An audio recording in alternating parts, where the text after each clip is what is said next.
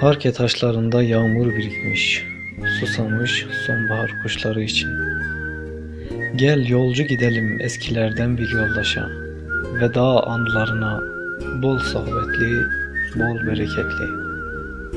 Katran siyahı bir çaya gidelim, gün Behdinan'dan yeni uzanır ve bizde yetişmez ötekiyi kovma dürtüsü. Gül olan bahçada diken kanatmaz. Sen devrim yapmaya giden çocuk, her gün bir Nevruz pişiriyorum açlığına, henüz erken de oysa. Yelkovanlar sürü otlatacaktı, ergenlik konuştuğumuz delikanlı zamanımızda. Yaylalar göz bebeklerini okşayacaktı.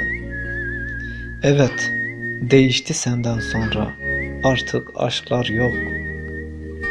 Kimyasal kokular sürüp her gün yanı başında sevişiyoruz ejderhaların. Korkuyorum iyi görünen kötüler içinde zaman. Yıllardır görmediğim yoldaşım, arkadaşım, dostum.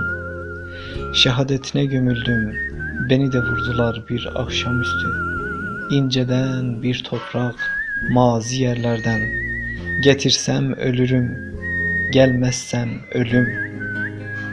Hasretin yaşamama takat vermiyor. Öyle derinden ilk beliren akşam yıldızlarına, öyle derinden ki kent efkarlanır. Sızar kalırım ayrılığına senin.